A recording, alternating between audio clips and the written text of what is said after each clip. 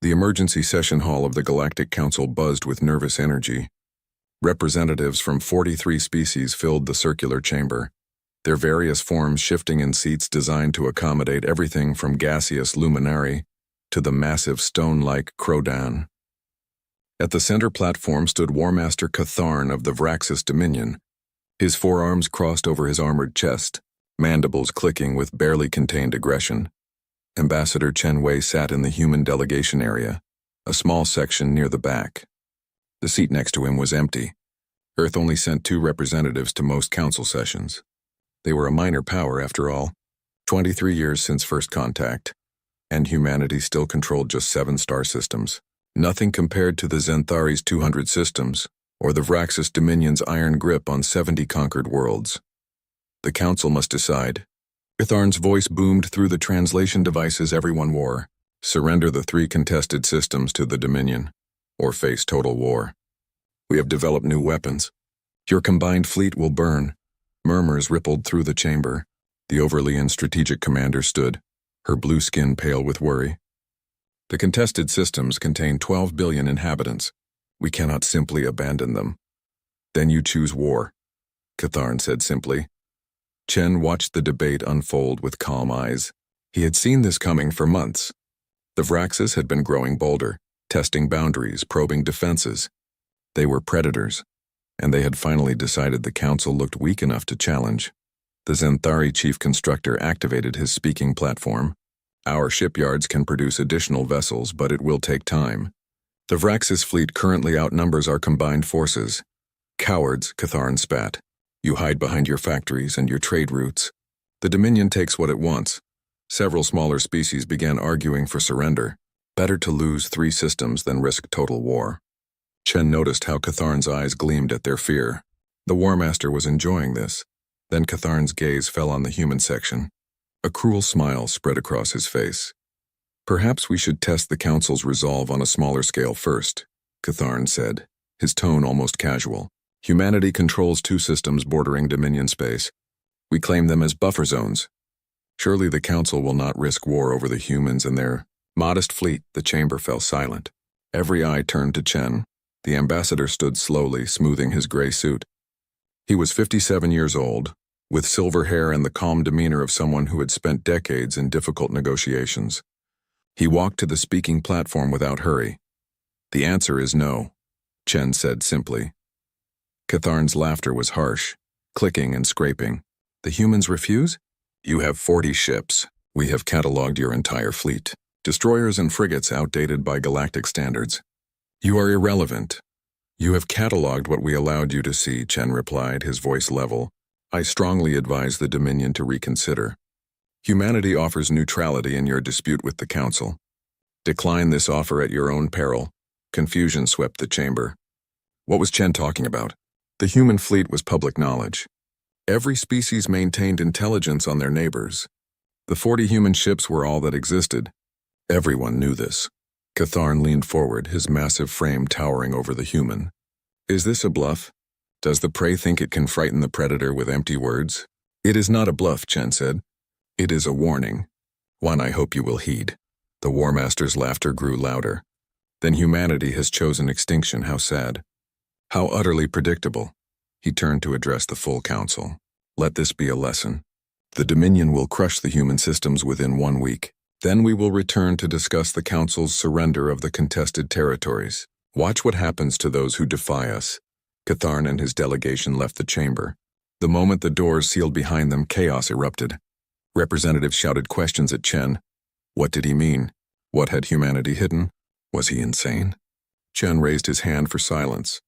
When the chamber finally quieted, he spoke clearly. Humanity has been part of this council for 23 years. In that time, we have traded honestly, shared what we could, and made friends among the stars. But we have also remembered the lessons of our own history. He paused, looking around the chamber. Hope for peace. Prepare for the worst. What does that mean? The Zenthari constructor demanded. What have you prepared? You will see, Chen said quietly. When the Vraxis attack our systems, you will understand. I only regret that it has come to this. He left the chamber before anyone could question him further. Behind him, representatives argued and speculated. Some thought the humans had developed new weapons. Others believed Chen was bluffing, buying time. A few wondered if humanity had formed secret alliances. None guessed the truth. Chen returned to his quarters and activated his secure communication device. The encryption was quantum level, impossible to intercept or decode. He typed a simple message, protocol revelation. Authorization, Omega Black. The message traveled faster than light, bouncing through relay stations until it reached the Sol system. There, far beyond Neptune's orbit, in the darkness of the Oort cloud, something received the signal. Deep in a command center buried within a structure of impossible size, alarms began to sound.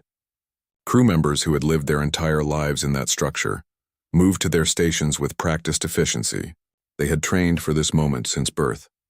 Admiral Kira Okonkwo sat in the commander's chair, her dark eyes reflecting the glow of 1,000 displays. She was 42 years old and had never set foot on Earth. Neither had her parents. The structure was her world, her home, her responsibility.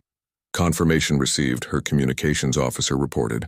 Protocol revelation is active. Begin wake-up sequence, Okonkwo ordered. All systems to full power. Prepare the fleet for deployment. Around her, the bridge came alive. Lights brightened. Displays flashed with data. And throughout the massive structure, systems that had been dormant or running at minimal power began to wake. The UNS Indomitable was going to war. The year was 2156 and humanity had just achieved faster-than-light travel. The breakthrough changed everything. Suddenly, the stars were within reach. Within a decade, human ships had explored 50 neighboring star systems. Within 2 more decades, they had established colonies on 6 worlds. Then came the discovery that changed human history forever. In 2187, a deep space probe detected an artificial structure orbiting a dead star 12 light-years from Earth. It was an automated mining station, abandoned for thousands of years. The builders were long gone, but the message was clear. Humanity was not alone in the universe. The world governments held emergency meetings. Some wanted to celebrate. Others urged caution. But one group, made up of military leaders and strategic thinkers, asked a different question. What if the beings who built that station came back? What if they were hostile?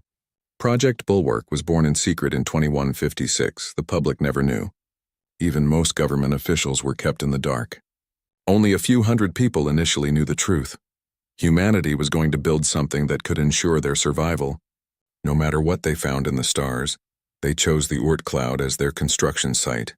Far beyond Neptune, where no casual observer would ever look, automated factories were built first, powered by fusion reactors and fed by the ice and minerals of countless comets and asteroids. These factories built more factories, which built more, until a vast industrial complex existed in the darkness of deep space.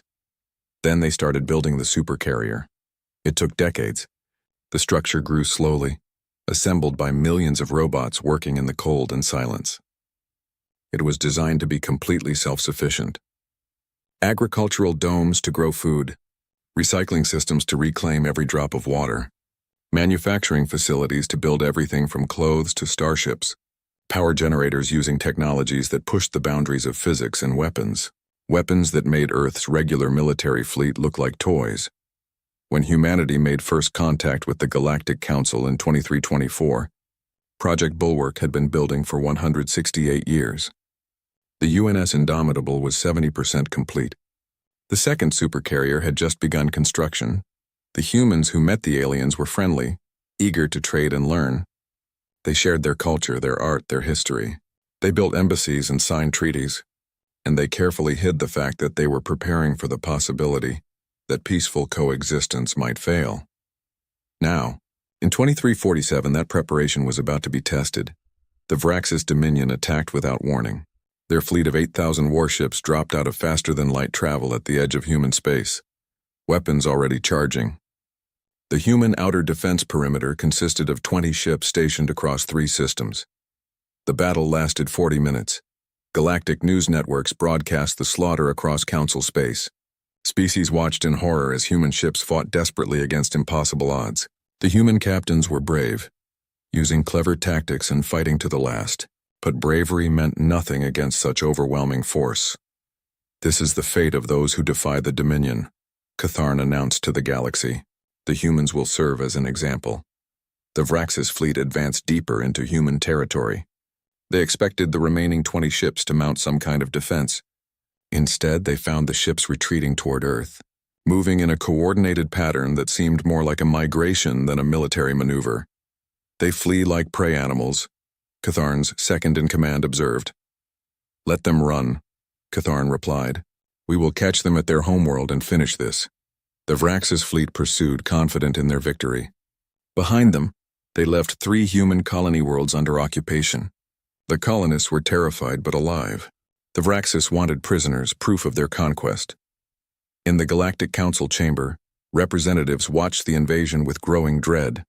Some had protested the attack on humanity, but no one had actually intervened. The Vraxis were too powerful and the Council fleet was still mobilizing. "The humans are finished," the Zenthari constructor said quietly. 20 ships cannot stop 8,000. Perhaps Chen was bluffing after all, an Overlean strategist suggested, trying to buy time that did not exist. They had no idea how wrong they were. At the edge of the Sol system, alarms began sounding on every ship's sensor array. Something was approaching, something massive. At first, the sensors registered it as an asteroid, a very large asteroid. Then the size estimates began climbing. Moon-sized, larger.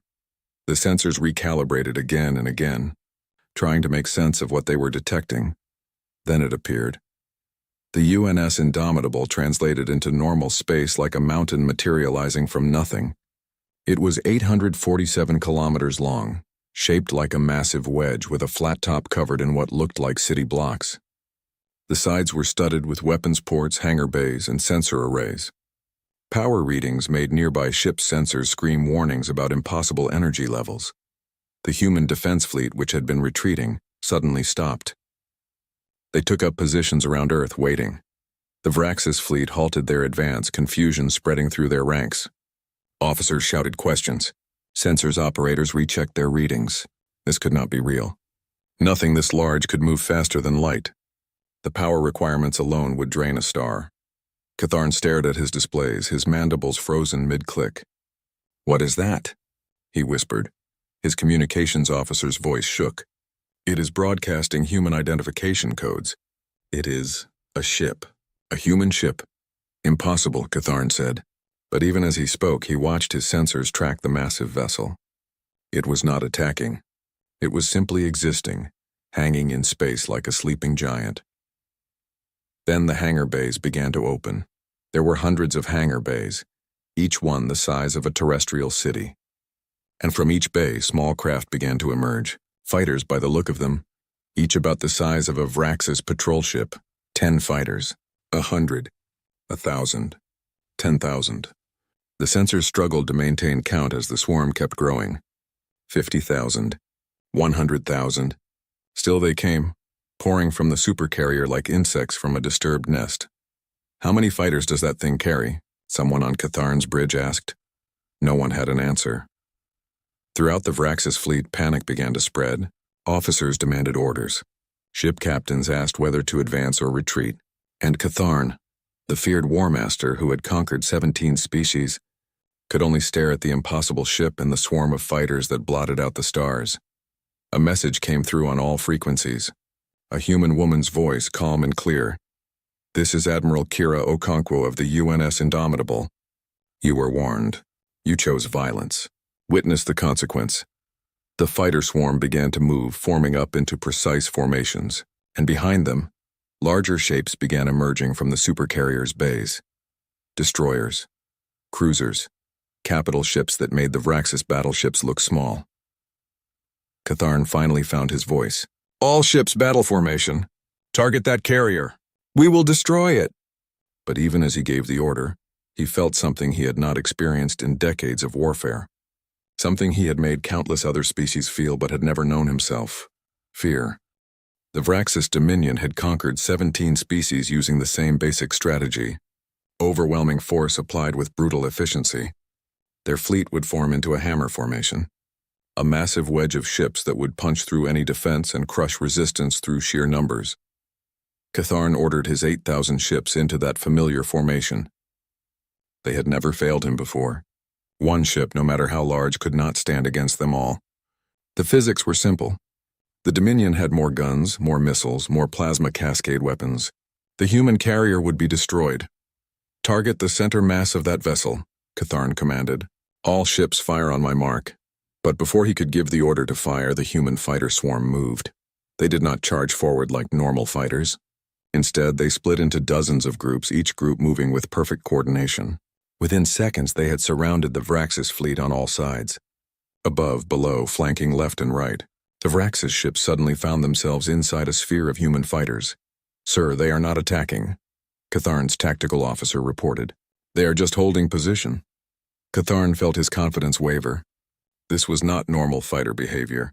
Why surround the fleet and then wait? "Fire," he ordered. "All weapons, fire at will." The Vraxis fleet opened up with everything they had. Energy weapons, missiles, plasma charges. The space between the two forces filled with deadly fire. Surely nothing could survive such an attack. The human fighters moved. They did not scatter in panic. They did not take random evasive action. They moved like a single organism. Every fighter shifting position in perfect timing with every other fighter. The Vraxis weapons fire passed through empty space where fighters had been milliseconds before. The human return fire was surgical. Each fighter seemed to know exactly where to aim, exactly when to fire. Vraxis ships began reporting damage. Shields failing, weapon systems offline, engines damaged. But very few ships were destroyed. The humans were not trying to kill. They were disabling. "How are they doing this?" Catharn demanded. "How are they anticipating our every move?" His science officer had an answer, and it terrified him. "Sir, I believe their fighters are not individually piloted. They are being controlled by a central intelligence. An artificial mind of some kind. It is calculating our firing solutions before we execute them, and moving the fighters accordingly." Catharn's blood ran cold. Artificial intelligence was banned by Galactic Council law. The AI wars 3,000 years ago had nearly destroyed multiple species. But if the humans had been working in secret for centuries outside Council oversight, they might have developed AI that was stable, controllable, and devastatingly effective. "Target the carrier," Catharn ordered. "If we destroy it, the AI controlling the fighters may fail." 2,000 Vraxis ships turned their weapons toward the Indomitable and fired. The amount of energy released would have vaporized a small planet. The Supercarrier's shields absorbed it all. A barrier of invisible force surrounded the massive ship, and the Vraxis weapons fire splashed against it like water against stone. The shields did not even flicker. They held steady, as if the attack had been nothing more than a gentle rain. "Shield strength?" Catharn asked, his voice barely a whisper. "Unknown, sir. Our sensors cannot even measure it. The technology is beyond our understanding." Then the Indomitable began deploying its larger ships. The destroyers came first. 2,000 of them, each one 3 times the size of a Vraxis battleship. They moved into formation around the carrier with the same precision as the fighters. Their weapons powered up, and the Vraxis sensors registered energy signatures that made no sense. What kind of power generation could create such readings? Next came the cruisers. 800 heavy cruisers that made the destroyers look small. Their hulls were smooth, covered in what looked like scale-like armor that shifted and adjusted as the ships moved. Then the battleships. Then the dreadnoughts, each class larger than the last, each one carrying weapons that existed beyond the Vraxis understanding of physics. The Vraxis Dominion fleet, which had seemed so powerful just hours ago, suddenly looked small, outnumbered, outgunned. Catharn made a decision. "All ships concentrate fire on their destroyers. We outnumber them 4-1. We can still win this," the Vraxis fleet tried. They focused their fire, attempting to overwhelm individual human ships through numerical superiority. It should have worked. But the human ships moved with the same coordinated intelligence as the fighters. They shifted positions, rotated damaged shields away from fire, supported each other with overlapping defensive fields. And when the human ships returned fire, the Vraxis fleet began to die. The human weapons were terrifyingly efficient. Energy beams that cut through Vraxis shields like they were not there. Missiles that dodged point defense fire with impossible agility. And something else. Something that made Vraxis captains cry out in fear. Weapons that seemed to fold space itself, crushing ships from the inside out. Within 1 hour, the Vraxis fleet had lost 1,000 ships. Within 2 hours, 3,000. Catharn watched his fleet being systematically dismantled. Every tactic failed. Every strategy was countered before it could be executed. It was like fighting an opponent who could see the future. "War Master, we must retreat," his second-in-command urged. "We are being slaughtered." Catharn's pride warred with his survival instinct. To retreat was to admit defeat. To admit that the Vraxis Dominion could be beaten. But to stay was to die. He was about to give the order to withdraw when something struck his flagship. Not a weapon. A breaching pod. Then another. And another.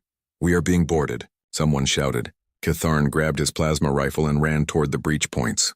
If he was going to die, he would die fighting. He reached the first breach to find his elite guards already engaged in combat. The human boarding troops wore powered armor that looked almost organic, covered in the same scale-like material as the ships. They moved with frightening speed and coordination, their weapons firing with perfect accuracy. Catharn raised his rifle and fired. The plasma bolt hit a human soldier square in the chest. The armor absorbed it without damage. The soldier turned to look at Catharn, and through the helmet visor he could see human eyes. Calm. Focused. Utterly without fear. The soldier raised what looked like a simple rifle and fired. Something hit Catharn and his entire body went numb. He collapsed, unable to move but fully conscious. Around him, his guards were falling to the same weapons. Stunned, not killed. The humans were taking prisoners. Within minutes, Catharn's flagship was under human control. The same scene played out on dozens of other Vraxis command ships. The boarding teams moved with military precision that made Vraxis elite forces look like untrained civilians. Admiral Okonkwo's voice came through on all frequencies again. "Vraxis fleet, this is your final warning. Power down your weapons and prepare to be escorted to neutral space. Any ship that attempts to flee will be disabled. Any ship that continues to fight will be destroyed. You have 60 seconds to comply." The remaining Vraxis ships, leaderless and terrified, began powering down their weapons. Throughout Council space, representatives watched the battle footage in stunned silence. The humans had not just won, they had dominated. A fleet of 8,000 ships had been defeated in 6 hours by forces launched from a single vessel. The Zenthari chief constructor sat at his workstation, running calculations over and over. "The power requirements," he muttered. "The materials science. The manufacturing capacity. How did they hide this? How long have they been building?" An Overlean strategist watched the battle replays, studying the human tactics. "They did not fight like any species I have studied. Every move was coordinated. Every action served a purpose. It was like watching a single organism with thousands of bodies."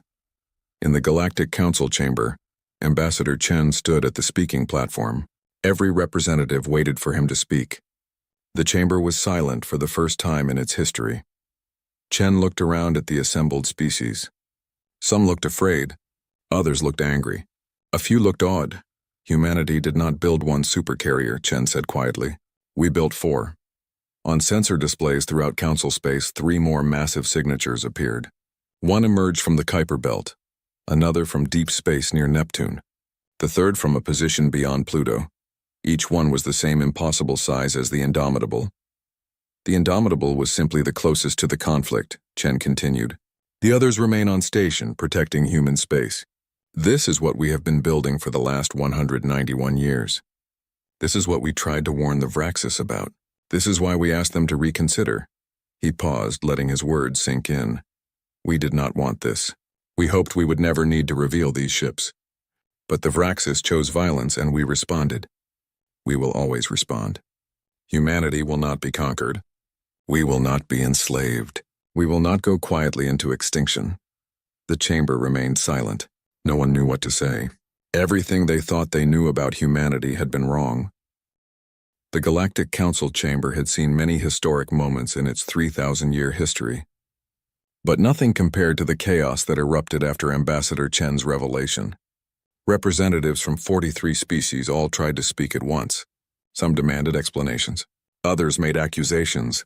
A few simply sat in stunned silence, trying to process what they had witnessed.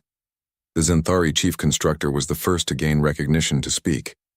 His voice carried a mix of awe and frustration. "For 200 years you have been building these vessels. For 23 years you have been members of this council. You attended our engineering symposiums. You toured our shipyards. You asked questions about our construction techniques. all while hiding something that makes our greatest achievements look primitive.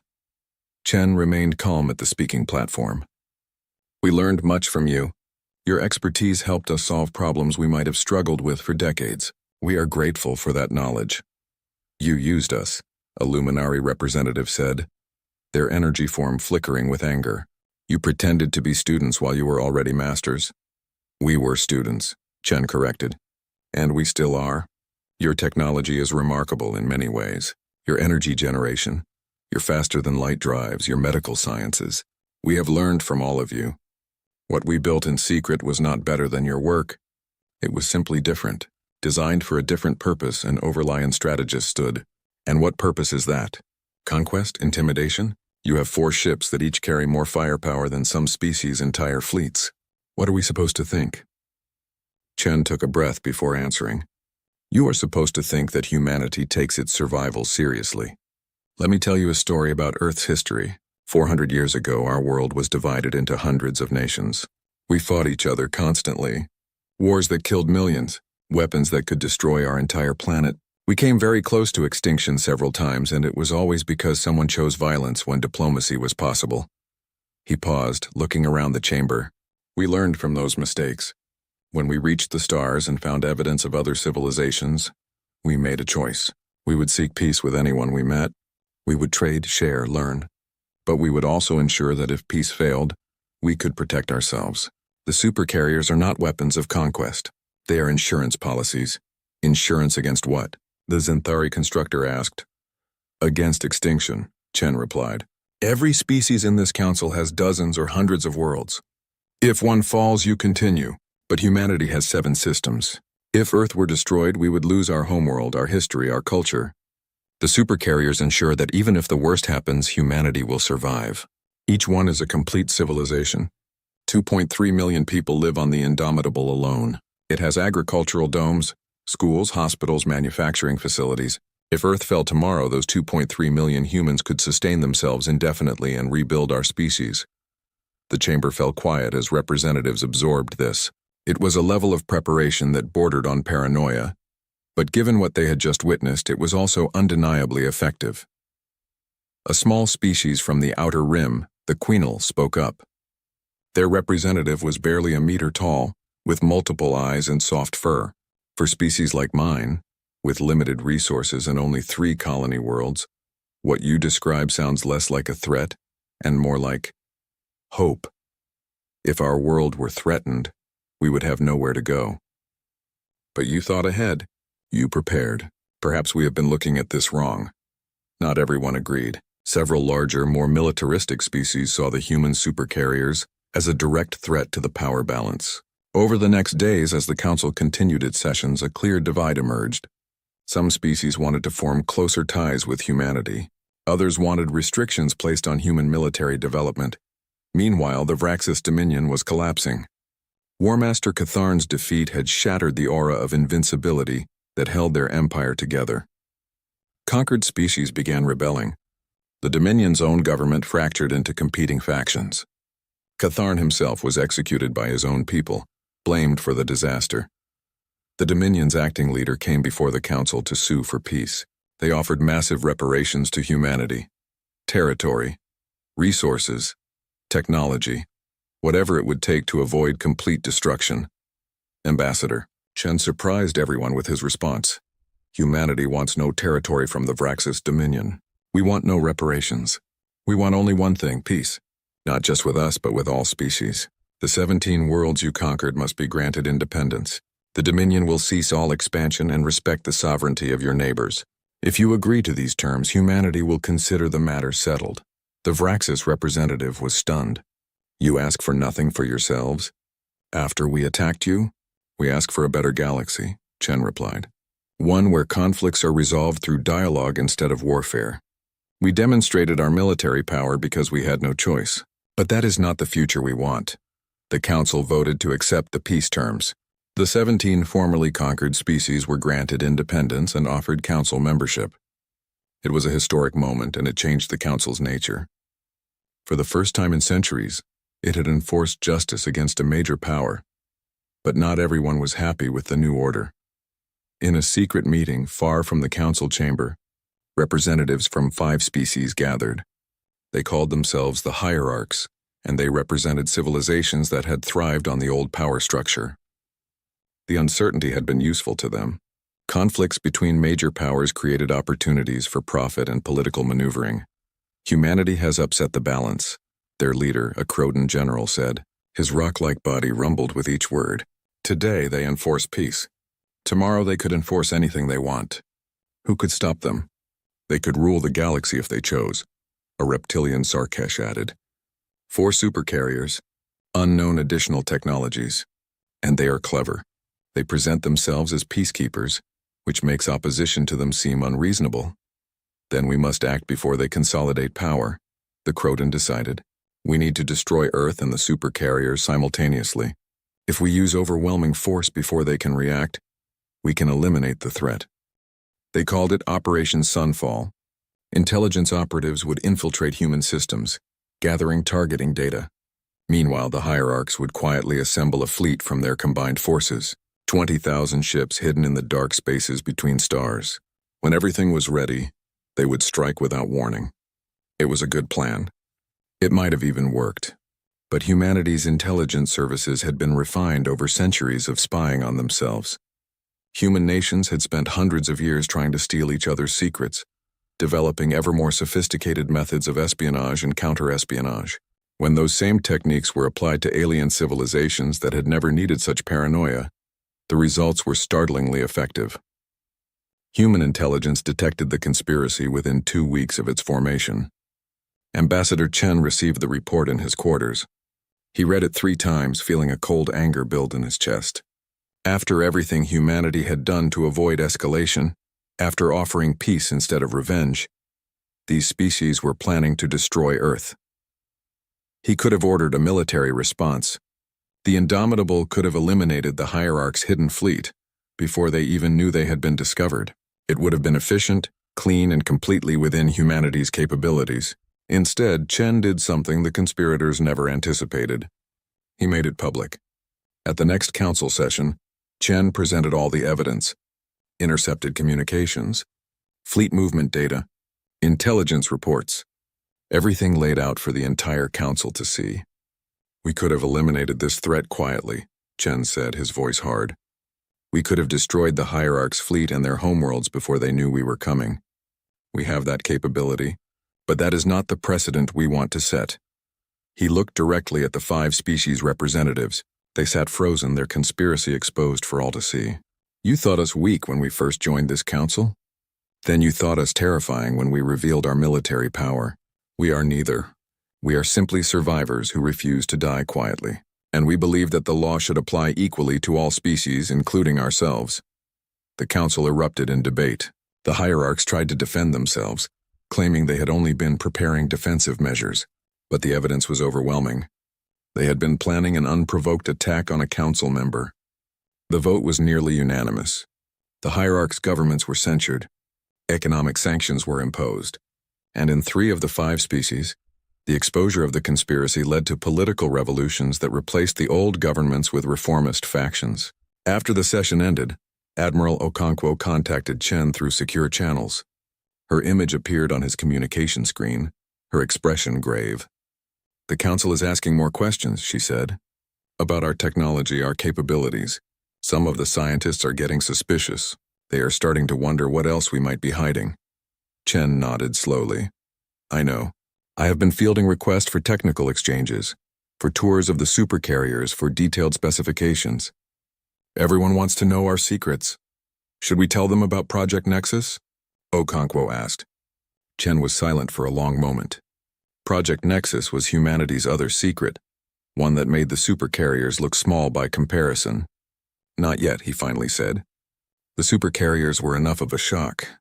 If we tell them about the extragalactic colonies now, it might push some species over the edge. They will find out eventually, Okonkwo pointed out. I know, Chen agreed. But by then, perhaps they will trust us enough to understand why we did it. On Earth's moon, in a facility buried beneath kilometers of rock, scientists monitored readings from an experimental reactor. The device was small, barely 3 meters across, but the energy readings it produced were astronomical. At its center, space itself was twisted, folded, creating a stable wormhole. On the other side of that wormhole, 2.7 million light-years away in the Triangulum galaxy, human colonies were thriving. 63 worlds settled over the last decade, each one growing humanity's presence outside their home galaxy. It was another insurance policy, another way to ensure that humanity could not be wiped out, and for now it remained humanity's secret. 6 months passed after the revelation of the Supercarriers and the exposure of the Hierarch's conspiracy. The Galactic Council had transformed in that time, becoming something closer to what its founders had originally envisioned. A place where disputes were settled through dialogue and law, rather than through military might and intimidation. Humanity found itself in an unexpected position. They had become leaders not through conquest or threat, but through the respect earned by restraint. They could have devastated the Vraxis dominion, but chose measured response instead. They could have silently destroyed the Hierarchs, but chose public justice instead. These choices mattered. Ambassador Chen walked through the Council Station's public gardens, a space where representatives from dozens of species could meet informally. A Quinal scientist approached him, her small form barely reaching his waist. "Ambassador, I wanted to thank you," she said, her multiple eyes blinking in sequence. "My government has begun planning our own survival measures inspired by your example. Not supercarriers, we lack the resources, but generation ships capable of sustaining our population if our worlds are threatened. You showed us that preparation is not the same as aggression." Chen smiled. "I am glad we could help. If you need any assistance with the technical challenges, please let us know." Similar conversations were happening throughout Council space. Humanity had begun sharing select technologies with allied species, always carefully staying one generation behind their cutting-edge developments. They helped the Zinthari understand new hull-strengthening techniques. They assisted the Luminari with shield harmonics. They taught the Overleans about coordinated fleet tactics, but the core secrets remained locked away. The gravity drives that let the supercarriers move faster than light despite their size, the quantum manufacturing that could produce complex machines atom by atom, the stable artificial intelligence that coordinated fleet movements with perfect precision. These technologies stayed human. On the indomitable Admiral Okonkwo stood in the observation deck, looking out at the stars. Her second-in-command, Commander Park, joined her. "The Council is requesting another tour of the ship," Park said. "The Zenthari constructor wants to study our manufacturing facilities. The Luminari want to examine our power generation. Everyone wants to understand how we built this. Tell them we will consider the request," Okonkwo replied. "Which means no, but politely." Park smiled. "They are getting frustrated. Some species think we are being secretive for no reason." "We are being secretive for a very good reason," Okonkwo said. "The supercarriers were designed to ensure human survival. If everyone knows exactly how they work, someone will eventually figure out how to defeat them, and then they stop being insurance policies." She was right, of course. Sharing too much would eventually undermine the very security the supercarriers provided. It was a careful balance. In the council chamber, humanity continued its work as mediators. When disputes arose between species, Chen and his team would offer solutions that considered everyone's interests. When smaller species faced intimidation from larger neighbors, humanity would quietly let it be known that such behavior was unacceptable. The galaxy was slowly becoming a safer place. But not everyone had given up on the old ways. Some of the hierarchs, those who had lost power when their conspiracy was exposed, began meeting in secret again. They were more careful this time. No communications that could be intercepted. No large fleet movements. Just quiet conversations and subtle planning. They recruited from species that felt threatened by humanity's rise. From military leaders who had lost influence in the new peaceful order. From traders who had profited from conflicts and now saw their income declining. Their new plan was more sophisticated. Instead of attacking humanity directly, they would undermine human credibility, create situations where humanity's responses looked aggressive or unreasonable, plant evidence of human spying, start rumors about secret weapons, slowly turn the Council against Earth through 1,000 small cuts. It might have worked against a less careful opponent. But humanity had not survived centuries of internal conflicts without learning how to recognize manipulation. Human intelligence services tracked the conspiracy's growth, identified every member, mapped every connection. This time, they did not wait to present evidence to the council. Ambassador Chen requested a private meeting with the leaders of the 5 species involved. When they arrived, expecting perhaps a negotiation or a warning, they found themselves facing not just Chen, but representatives from a dozen other species who had also detected the conspiracy. "We wanted to give you an opportunity to stop this yourselves," Chen said quietly, "before it becomes public and destroys what little credibility your governments have left." The conspirators looked around at the gathered representatives. The Quinal scientist was there. Several smaller species that had benefited from the new order, even a Xanthari official who had been monitoring the conspiracy independently. "You cannot prove anything," one of the hierarchs said, but his voice lacked confidence. Chen placed a data chip on the table. "Recordings of your meetings. Financial records showing payments to intelligence operatives. Communications between your assets in various governments. We have everything. The question is whether this becomes a council matter, or whether you choose to end this quietly." The conspirators realized they had no choice. If this became public, their governments would fall completely. Better to accept defeat and maintain some dignity. Over the following weeks, the conspiracy dissolved. Members were quietly removed from positions of influence. The species involved implemented internal reforms, and the council never officially knew how close they had come to another destabilizing conflict. Admiral Okonkwo met with Chen after the matter was resolved. They sat in Chen's office, a simple space with a window showing Earth in the distance. "We cannot keep doing this," Okonkwo said. "Every time we solve one conspiracy, another forms. There will always be someone who wants to return to the old ways." "I know," Chen agreed, "which is why I think it is time." "Time for what?" "To tell them about Project Nexus." Okonkwo was quiet for a long moment. "Are you sure?" "That secret has held for 10 years. And it will eventually be discovered," Chen said. "Better that we control how and when. Better that we explain our reasoning rather than have them think we were hiding something sinister." The next council session began normally. Routine business, minor disputes, trade agreements. Then Chen requested special speaking time.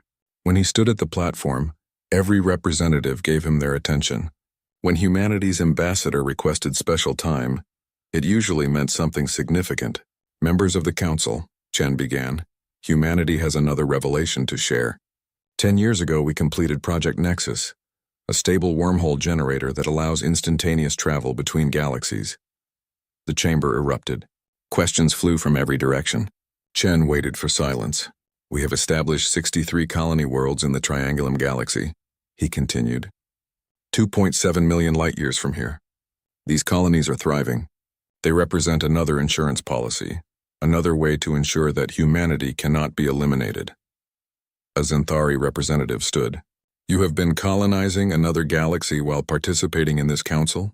While we debated territory in this galaxy, you had already expanded beyond it?" "Yes," Chen said simply. "We do not claim those worlds on any council registry, because they are outside council space entirely. They represent no threat to any species here. But they do represent our commitment to survival." The Overlean strategist who had once criticized humanity now spoke with something like respect. "You do not think small, do you? Most species plan for the next century. You plan for the next million years.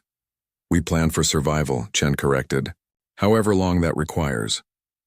Over the following months, the revelation of Project Nexus changed the council again. Some species were frightened by humanity's capabilities. Others were inspired. Several smaller species approached Chen about the possibility of establishing their own extragalactic colonies, asking for human help with the technology. Humanity shared the wormhole technology with 3 species, carefully selected for their peaceful nature and their genuine need for additional living space. It was a gesture that said humanity was not hoarding knowledge for selfish reasons. 10 years after the revelation of the supercarriers, Admiral Okonkwo stood on the bridge of the Indomitable as it patrolled the border regions of council space. A young officer approached her, a woman who had been born on the ship just as Okonkwo had been. "Admiral, do you think the council will ever truly trust us?" the officer asked. Okonkwo considered the question carefully. "Trust, perhaps not completely, but they respect us. They know we could dominate them if we wished, but we choose not to. They know we prepare for the worst while hoping for the best. That respect is worth more than trust." She looked out at the stars, thinking about the long journey humanity had taken, from a single planet to 7 systems to colonies in another galaxy, from a species that nearly destroyed itself to one that worked to protect others. The supercarriers were built so we would never need to use them in anger, Okonkwo said quietly. We succeeded. We showed our strength and then chose peace. Now comes the harder part, proving every day that we are not the monsters we could be. The officer nodded, understanding. That is why we patrol instead of conquer. Exactly, Okonkwo agreed. In the darkness of space far beyond the galaxy, construction continued on a 5th supercarrier. This one was even larger than the others, incorporating technologies that pushed the boundaries of physics even further. Its name was still classified. Its purpose was the same as the others, ensuring humanity's survival. Because humanity had learned the most important lesson of all: hope for peace but prepare for the worst. Be strong enough that no one dares attack you, but wise enough not to attack others. Build weapons so terrible you never need to use them. And always have a backup plan. The galaxy was safer than it had been in centuries. Species cooperated more and fought less. Trade flourished. Science advanced. And humanity, the species that had once been dismissed as irrelevant, had become the guardians of that peace. Not through conquest, not through intimidation, but through the simple demonstration that they had the power to destroy, but the wisdom to protect instead. The UNS Indomitable continued its patrol, a mountain of metal and hope moving silently through the stars. Inside, millions of humans lived their lives, worked their jobs, raised their children. They were the insurance policy, the last survivors if the worst happened, the seed from which humanity could be reborn. But they hoped, as they had always hoped, that they would never be needed for that purpose, that Earth would endure, that humanity's home would remain safe, and that the supercarriers would continue their patrol, not as weapons of war but as symbols of the peace they had fought so hard to achieve. The galaxy had learned an important lesson. Humanity could be peaceful. Humanity could be generous. Humanity could be trusted. But humanity could also be terrifying when threatened. And that combination of traits made them the perfect peacekeepers for a galaxy that had spent too long at war. The story of Earth's hidden supercarriers had ended, but the story of humanity's role in the galaxy had just begun. John Mercer stood at the viewing port of the diplomatic station, watching the alien ship approach. It moved with a strange grace, its purple hull catching the light of the nearby star. 3 years had passed since humans first met the aliens of the Galactic Confederation, but John still felt wonder each time he saw their ships. "They're early again," said Olivia Grant, coming to stand beside him. Her dark hair was pulled back in a neat bun, and she carried her tablet like it was part of her arm. John nodded. "They always are. I think they're scared of making us wait." Olivia gave him a curious look. "You keep saying that they're afraid of us." "Because they are. Watch them today. Really watch them." The meeting room was large with high ceilings and wide spaces between the chairs. John had asked for a more intimate setting, but the aliens had insisted on this arrangement. He took his seat at the table, Olivia beside him, while Admiral Eric Russell stood behind them, hands clasped behind his back. The aliens entered in their usual careful way. There were 3 of them, a tall, thin being with blue skin named Zendri, a short, stocky creature covered in soft fur called Mutak, and their leader, Ambassador Vrel, who looked almost human except for the silver eyes that never seemed to blink. "Greetings, Earth representatives," said Vrel, staying at the far end of the table. "We trust you are well." "Very well, thank you," John replied with a smile. He stood and took a step forward. All 3 aliens moved back slightly. It was subtle, but John had been watching for it. Beside him, he heard Olivia's small intake of breath. She had seen it too. "We have prepared the trade agreements as discussed," John said, pretending not to notice their reaction. "Would you like to review them now?" The meeting went smoothly, but the pattern continued. Every time a human moved, suddenly the aliens tensed. They refused refreshments, never touched anything a human had touched, and kept glancing at the environmental monitors on their wrists. After 2 hours, they had finished their business. The aliens were preparing to leave when Peter Hall, a new member of the diplomatic team, entered the room. Not knowing better, he walked directly to Ambassador Vrel with his hand extended. "Ambassador, I'm Peter Hall. I've heard so much about you." Before anyone could stop him, Peter took Vrel's hand and shook it firmly. The reaction was immediate and shocking. Vrel made a high-pitched sound and pulled away violently. The other aliens rushed to their ambassador, who was now trembling. Mutak pulled out a device and sprayed something on Vrel's hand. "We must leave immediately," Zendri said, voice shaking. "Please understand, this is not a diplomatic issue. It is a biological necessity." The aliens hurried out, supporting their distressed ambassador between them. Admiral Russell came forward, his face grim. "What the hell just happened?" John stared at the door. "That, Admiral, is why I think they're afraid of us."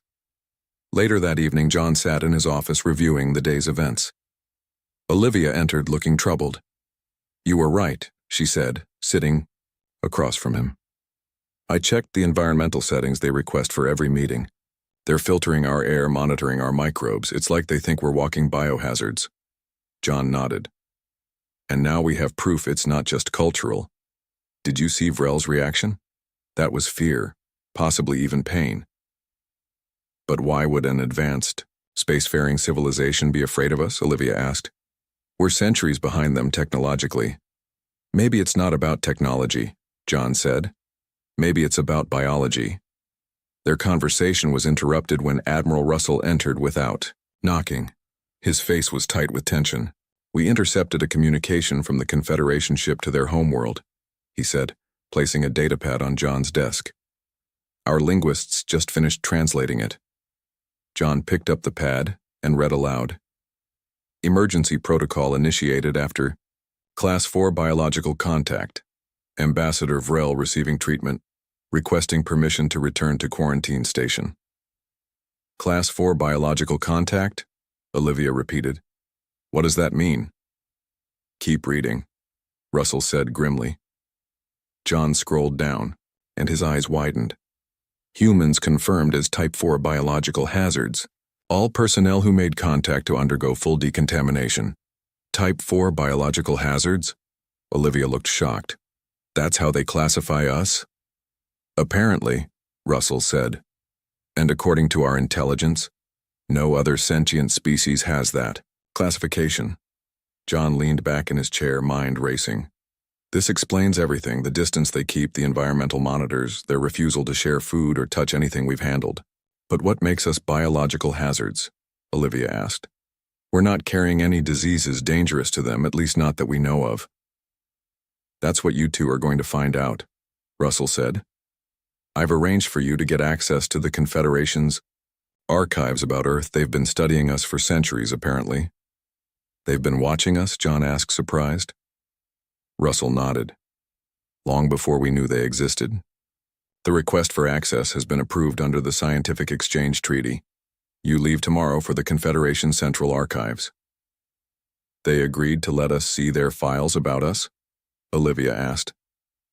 "Not all of them," Russell admitted. "But enough to start piecing together why an advanced galactic community is treating humans like we're walking plague carriers." After the Admiral left, John and Olivia sat in silence for a moment. "All this time," John finally said, "we thought we were the ones who should be afraid. We're the newcomers, the less advanced species. We thought they were being cautious about sharing technology. But they're not afraid of what we might do," Olivia realized. "They're afraid of what we are."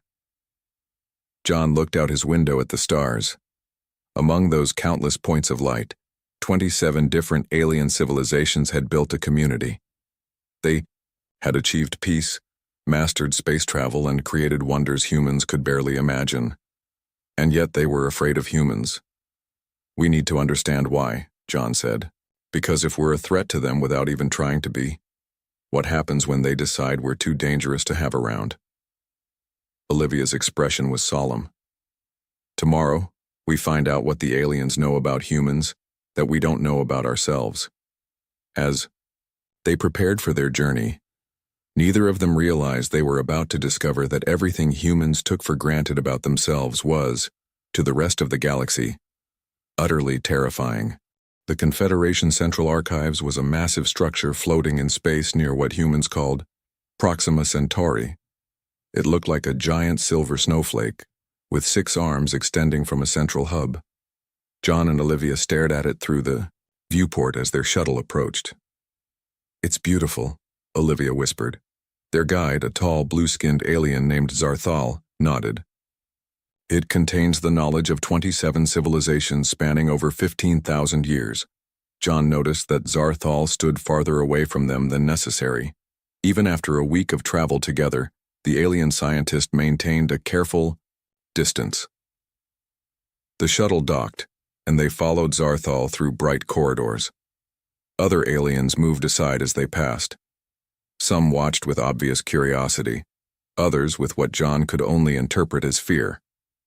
"Your work area has been prepared according to protocol," Zarthal said, leading them into a room separated from the main hall by a transparent barrier. "The files you requested will be available through these terminals." "Thank you," John said. "But why are we isolated like this?" Zarthal hesitated. "It is standard procedure for Type 4 biological entities." "About that classification," Olivia said, setting down her equipment. "Could you explain what makes humans Type 4? "I am not authorized to discuss classification criteria," Zarthal said quickly. "The files you requested are available now. I will return in 6 hours." After the alien left, John and Olivia exchanged looks. "Let's see what they know about us that we don't," John said, sitting at a terminal. The files were extensive. The Confederation had been observing Earth for over 5 centuries. They had detailed records of human biology, history, and behavior. John and Olivia spent hours reading, occasionally sharing discoveries with each other. "John, look at this," Olivia finally said, her voice strange. "It's a comparative analysis of immune systems." John came to look at her screen. It showed a chart comparing human immune responses to those of other species. "This can't be right," he said after studying it. "According to this, our immune systems are incredibly aggressive compared to other species." "And look at this report on human injuries," Olivia said, pulling up another file. "They're amazed that we can recover from broken bones. Apparently most sentient species can't regenerate bone tissue at all," John frowned. "That doesn't make evolutionary sense. How could species evolve intelligence without basic healing abilities?" They continued searching and found more strange comparisons. According to Confederation science, humans were biological anomalies in many ways. Humans could heal from injuries that would be fatal to most aliens. They could survive extreme temperature changes that would kill other species. They could eat foods that would poison others. Even human skin was unusually tough compared to other sentient beings. "No wonder they're afraid to touch us," John said. "According to this, our normal bacteria would make them seriously ill." Their research was interrupted when John's communicator beeped. It was Dr. Alan Wright back on Earth. "John, we've had an incident here," Dr. Wright said, his face serious. On the small screen, an alien diplomat became severely ill after visiting a room that humans had used earlier. The room was cleaned, but apparently not to their standards. "Was it Vrel?" Olivia asked, leaning into view. "No, a different delegation," Wright replied. "But I've been analyzing samples, and I found something interesting. Human skin cells contain bacteria that are completely harmless to us but potentially deadly to them." "We're discovering the same thing here," John said. "But why would evolution create species so vulnerable?" "I think you're looking at it backward," Wright said. "We're not normal, we're the outliers." After Wright signed off, they returned to their research with renewed focus. Hours later, Zarthal returned to check on them. "Have you found what you were seeking?" the alien asked. John decided to be direct.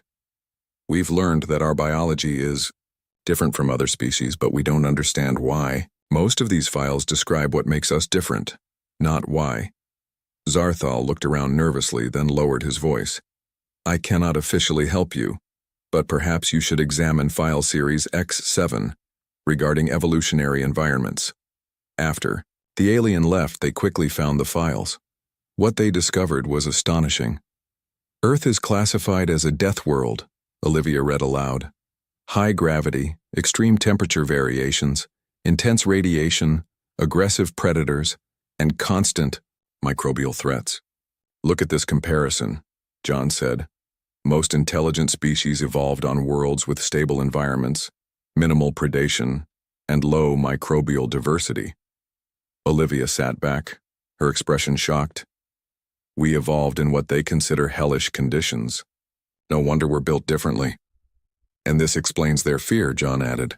To them, we're creatures forged in fire, carrying the marks of our brutal world in our very cells. That evening, Zarthal returned as they were finishing. The alien seemed nervous but determined. Did you find the files helpful? He asked. Very, John said. But I still don't understand why the Confederation contacted us at all if they find us so dangerous. Zarthal looked around to ensure they were alone, then spoke quietly. There is debate about this in the Council. Some believe humans should be contained. Others see potential.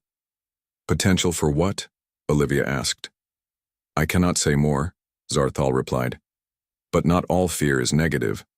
Sometimes we fear what we need. Back on their shuttle, John and Olivia prepared their report for Admiral Russell.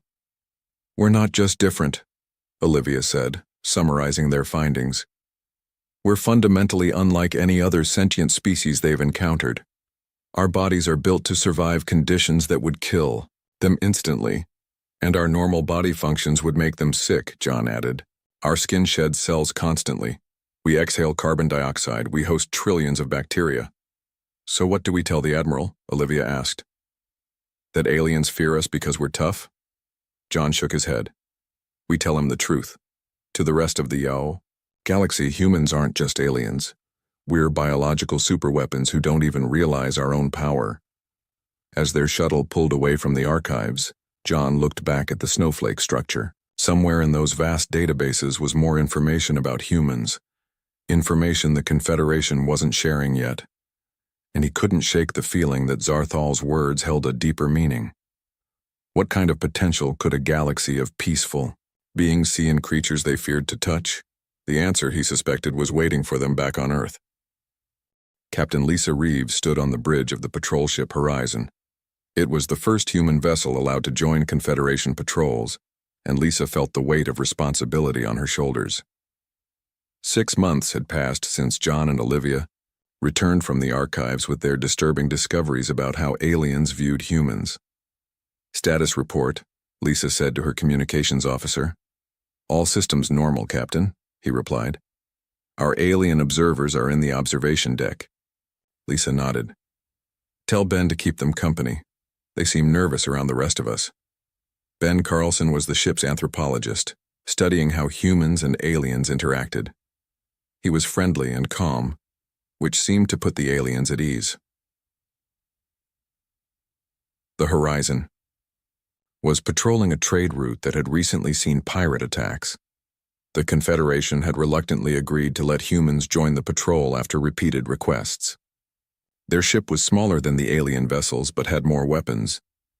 In the observation deck, Ben sat with First Officer Krevan, a tall alien with pale green skin and large eyes. Krevan had been assigned to report on human behavior during the mission. You seem concerned about something, Ben said, noticing how Krevan kept looking at the displays showing the human crew at work. Your crew moves with such purpose, Krevan said. Always alert, always watching. It is not how our patrols operate. How do your patrols work? Ben asked. We observe. We report. We call for assistance if needed, Krevan explained. We do not engage. Ben made notes on his tablet. This matched what they had learned from John and Olivia's report. The Confederation species avoided conflict whenever possible. Their conversation was interrupted by an alarm. Captain Reeves's voice came over the speaker. All hands to stations. We've received a distress signal from a civilian transport. Ben and Krevan hurried to the bridge. The main screen showed a small transport ship being approached by a larger vessel with no identification markings. Pirates, Lisa said grimly. They're moving to board the transport. We should call for backup, Krevan said quickly. Standard procedure is to maintain distance and wait for reinforcements. Lisa looked at the alien officer.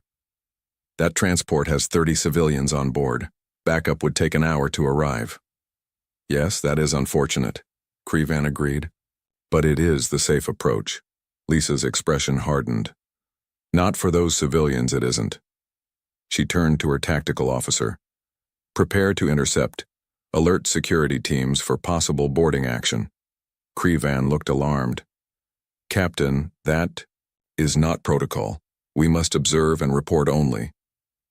Those are your protocols, Lisa replied calmly. Not ours. The Horizon moved quickly toward the transport and pirate ship. As they approached, Lisa outlined her plan. It was bold and risky. They would position themselves between the pirate and its prey, then send security teams to help the civilians while the Horizon kept the pirate ship busy. Crevan watched in growing distress as the humans prepared for battle. The security teams checked weapons and put on light armor. The bridge crew worked with quick, efficient movements. No one seemed afraid. Your people are going into danger willingly, Crevan said to Ben. Why? Because others need help, Ben replied simply. The Horizon reached the transport just as the pirates were cutting through its airlock. Lisa's voice was steady as she gave orders. Target their weapon systems only. Security teams, prepare to board. The transport. Medical, stand by for casualties. The next 30 minutes were chaos. The pirate ship fired on the Horizon, causing minor damage. The Horizon returned fire, disabling the pirates' main weapons. The security teams boarded the transport and engaged the pirates who had already entered. Ben stayed on the bridge with Crevan, who watched the humans with a mixture of horror and fascination. The alien officer flinched at each report of fighting. Security Team Alpha has secured the airlock, came a report. 2 team members injured but still operational. Still operational? Crevan repeated in disbelief. They continue to fight, while injured? Of course, Ben said. The mission isn't complete yet. The battle ended with the pirates retreating. The Horizon had taken moderate damage, and 5 crew members had injuries. The transport was safe with all civilians unharmed. Lisa entered the medical bay where the injured security team members were being treated. Despite their wounds, they greeted her with smiles and jokes. Next time, send us in first, Captain, said one officer with a bandaged arm. We'll clear the whole ship for you. Lisa laughed. I'll keep that in mind, Martinez. Crevan observed this exchange with wide eyes. Later, in the ship's mess hall, the alien approached Ben. I must understand something, Crevan said quietly. Your people were hurt. Your ship was damaged. Yet everyone acts as if this was expected, as if pain and risk are normal. Ben considered how to explain. For humans, they are normal. Our history is full of people taking risks to help others. But why? Crevan insisted. Why endanger yourselves? Because we can, Ben said. We can take damage and keep going. We can feel pain and still function. If we have abilities others don't, shouldn't we use them to help? That evening, Lisa found Crevan sending a long message to the Confederation Council. The alien looked troubled. Is everything all right, Officer Crevan? She asked. I am reporting today's events, Crevan replied, but I do not think the Council will understand. Understand what? That humans do not just tolerate violence. You excel at it, yet you choose when to use it. Crevan's large eyes studied her. My people would be traumatized by what your security team experienced today. They would shut down, retreat. But your people, they wanted to go back and fight more. Only to protect others, Lisa pointed out. Yes, that is what the Council will find most disturbing. Crevan looked down at the message. A species that can switch between peace and war so easily is unprecedented. 3 days later, Admiral Russell contacted the Horizon with urgent news. Captain Reeves, your actions have caused quite a stir, he said. The Confederation Council has called an emergency session about humans. Are we being reprimanded? Lisa asked. Quite the opposite, Russell replied. They're frightened but also impressed. And according to our intelligence, they're arguing about something called the human question. What does that mean? Lisa asked. I don't know, Russell admitted. But they've requested a meeting with Earth's highest officials. Something big is happening, Captain. Your little skirmish with pirates has the entire Confederation talking. After the admiral signed off, Lisa stood looking at the stars. She had only done what any human captain would do: protect the innocent, complete the mission, keep her crew as safe as possible. If that frightened the Confederation, what would happen when they learned what humans were truly capable of? Admiral Eric Russell walked through the silent halls of a Confederation facility that officially did not exist. Beside him, Melissa Cooper tried to hide her excitement. As a xenoarchaeologist, she had never expected to see actual alien artifacts from extinct civilizations. Behind them walked High Counselor Vexnar, an elderly alien with skin like polished silver and eyes that seemed to hold ancient wisdom.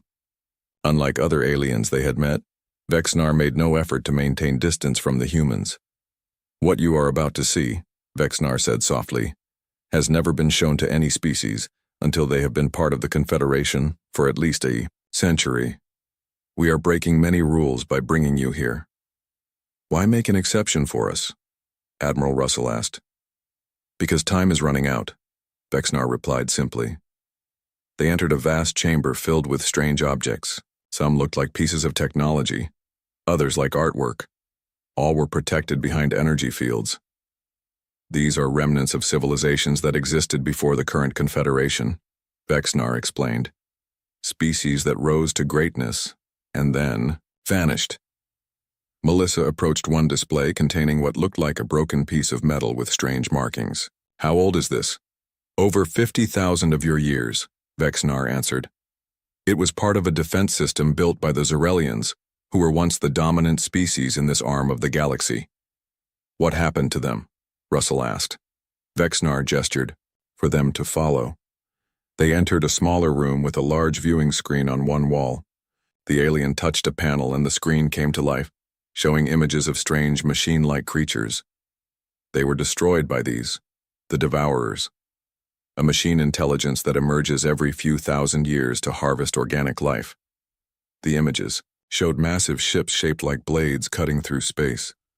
Smaller machines poured from them, attacking planets and space stations. Each time the Devourers appear, they are stronger, having absorbed the technology of the civilizations they destroyed before. Vexnar continued. "The current Confederation formed after the last Devourer cycle, from the species that managed to hide or were not considered worth harvesting." Melissa stared at the screen. "Are you saying these Devourers are real? That they're coming back?" Vexnar touched the panel again. New images appeared, recent space telescope recordings showing distant objects moving toward the galaxy's edge. "Scout ships," the alien said. "First spotted 3 of your years ago, just before we made contact with Earth." Admiral Russell frowned. "You've known about this threat for years, and you're only telling us now?" The council was divided. Vexnar admitted. "Many feared humans more than they feared the Devourers, but after seeing your Captain Reeves in action, those of us who understand the truth gained more support." "What truth?" Russell demanded. "That the Confederation needs humans," Vexnar said simply. "All current Confederation species evolved toward peaceful cooperation. We eliminated our capacity for warfare over thousands of years. We have no concept of how to fight an enemy that cannot be reasoned with." The alien led them to another display. This one contained broken pieces of armor and weapons. These belonged to the Sentinels, a warrior species that fought the Devourers in the last cycle. They sacrificed themselves to give other species time to hide. They were biologically similar to humans in many ways. Melissa studied the artifacts closely. "Is that why you fear us? Because we remind you of these Sentinels?" "Yes," Vexnar admitted. "But it is also why we need you. The peaceful species of the Confederation cannot stand against the Devourers. We need warriors again." Admiral Russell's expression grew serious. "You want humans to fight your war." "To fight our common enemy," Vexnar corrected.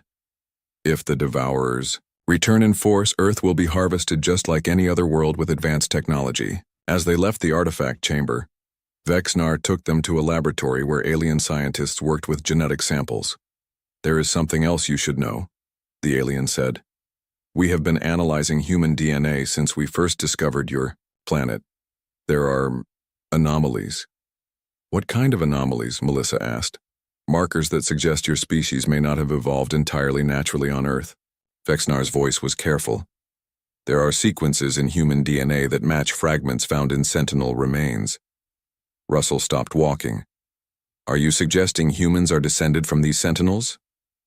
Perhaps not descended, Vexnar said, but there is evidence suggesting the sentinels may have visited Earth in the distant past when humans were still evolving. They may have enhanced certain traits. Melissa's mind raced with the implications. You think we were engineered to be warriors? I think, Vexnar said slowly, that the sentinels knew they would not survive, but wanted to ensure someone could fight when the Devourers returned. They may have planted the seeds of resistance on many worlds. On Earth, those seeds thrived. Later, aboard their ship returning to Earth, Admiral Russell and Melissa sat reviewing everything they had learned.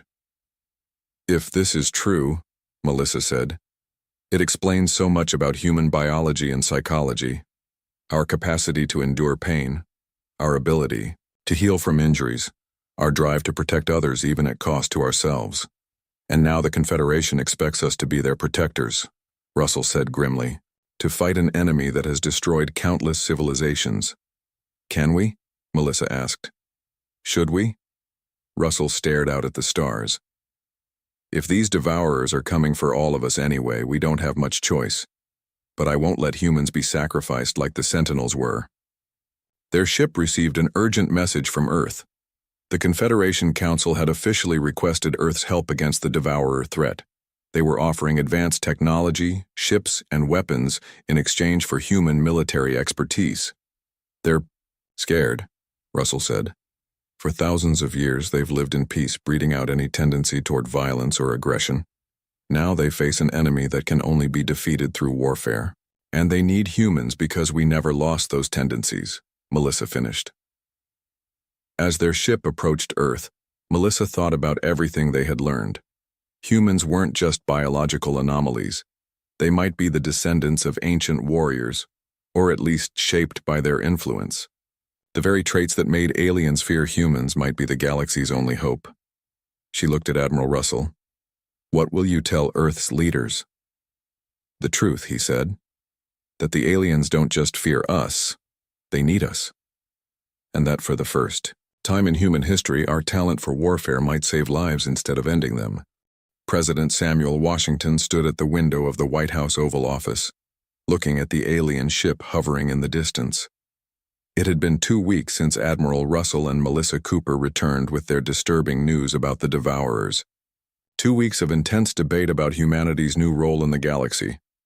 The Security Council is ready, Mr. President, his aide said from the doorway. Washington nodded and followed him to the meeting room, where Earth's top military and political leaders waited. On one side of the table sat Admiral Russell, Melissa Cooper, John Mercer, and Olivia Grant. On the other side sat General Diana Rodriguez, the newly appointed commander of Earth's defense forces. Let's begin, President Washington said as he took his seat. Admiral Russell, please summarize the situation for everyone. Russell stood and activated a holographic display showing the galaxy. The Devourers are an ancient machine intelligence that periodically emerges to harvest advanced civilizations, he explained. According to Confederation records, they've done this at least 7 times over the past 100,000 years. The Confederation species survived previous cycles because they were either hiding or not technologically advanced enough to attract attention. But now they've been spotted again, General Rodriguez said. Yes, scout ships at the edge of the galaxy. Russell pointed to red dots on the display. The Confederation believes a full invasion force will arrive within 5 years, President. Washington looked around the table. And they want humans to fight this enemy because we're the only ones who can. John Mercer spoke up. Based on what we've learned, the Confederation species have evolved toward peaceful cooperation. They've bred out aggressive tendencies over thousands of generations. They literally can't comprehend warfare the way humans do. They fear us because they know what we're capable of, Olivia added. Our biology, our psychology, everything about us is built for survival and conflict in ways they can't match. Melissa Cooper activated her own display, showing genetic data. And there's more. The evidence suggests humans may have been enhanced by an extinct warrior species called the Sentinels. They fought the Devourers in the last cycle and lost, but they may have visited Earth and influenced our evolution. The room was silent as everyone absorbed this information. So we're talking about becoming the galaxy's defenders, General Rodriguez finally said, fighting an enemy that has destroyed countless civilizations before. The Confederation is offering advanced technology, Russell pointed out. Ships, weapons, medical technology beyond anything we've developed. But will it be enough? President Washington asked. General Rodriguez studied the tactical displays. Honestly, Mr. President, I don't know. But I do know this. If these Devourers are coming anyway, we stand a better chance with allies and advanced tech than we do alone. The debate continued for hours. Some argued that Earth should focus on its own defense. Others believed that humanity had a responsibility to help. By evening, President Washington called for a decision. We will accept the Confederation's proposal, he announced. We will form an alliance and prepare to meet this threat together. General Rodriguez will lead what we're calling the Guardian Initiative, a combined fleet of human ships equipped with Confederation technology. Within days, the first alien engineers arrived on Earth to begin working with human scientists and military experts. Unlike previous alien visitors, these engineers made an effort to overcome their fear of human contact. The work was too important for barriers. Captain Lisa Reeves was called back from the horizon to help train the first Guardian crews. She was surprised to find First Officer Cree Van had volunteered to serve as liaison. I thought we terrified you, she said when they met at the new space dock being built in Earth orbit. You do, Cree Van admitted. But I have seen what humans can do. The Confederation needs that now. Around the world, as news spread about the Devourer threat, humans responded with characteristic determination. Volunteers flooded military recruitment centers. Scientists worked around the clock to understand and improve the alien technology being shared. John and Olivia led a cultural exchange program, helping humans and aliens understand each other better. The fear remained, but now it was tempered, with respect and necessity. 3 months after the agreement, President Washington stood on the observation deck of Earth's first true battleship, the Guardian. Built with a human design but incorporating Confederation technology, it was faster and more powerful than anything humanity had created before. It's magnificent, he said to Admiral Russell. It's just the beginning, Russell replied. We'll have 20 ships like this within a year. The Confederation is building support vessels and providing intelligence. They're taking this alliance seriously. On the ship's bridge, General Rodriguez was reviewing final systems with her crew. When they finished, she called for attention. Today marks the beginning of a new chapter for humanity, she said. For all our history, we've fought each other. Now we fight to protect not just ourselves, but all sentient life in this galaxy. The Confederation fears what we are. Beings evolved in harsh conditions, built for survival at any cost. But now that strength will serve a greater purpose. 1 week later, the first Guardian fleet departed Earth. 5 ships crewed by humans, but carrying representatives from a dozen alien species. Their mission was to establish an early warning network at the galaxy's edge and intercept the Devourer scout ships. As the ships prepared to jump to faster-than-light speed, Admiral Russell received a message from High Counselor Vexnar. The Council has approved a new education program, the alien said. In schools across the Confederation, children are being taught about humans. They are learning that sometimes what we fear most is also what we need most. And what exactly are they learning about us? Russell asked. Vexnar's silver eyes seemed to shine.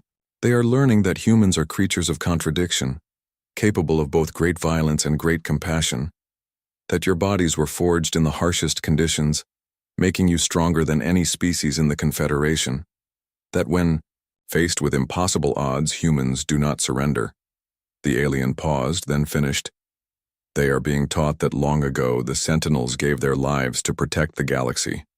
Now their spiritual children, humans, stand ready to do the same, if necessary. But unlike the Sentinels, you have something they lacked. What's that? Russell asked.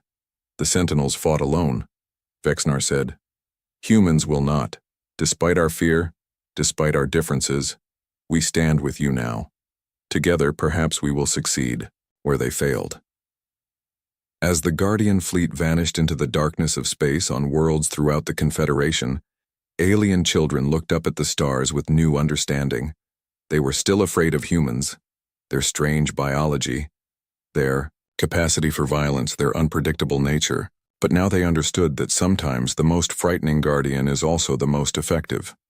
And as the first human ships took up their positions at the edge of the galaxy, the ancient enemy approaching from the void had no idea what awaited them, a species evolved in fire, tempered by conflict, and ready to protect not just themselves, but all life in the galaxy. The hunters were about to meet the warriors,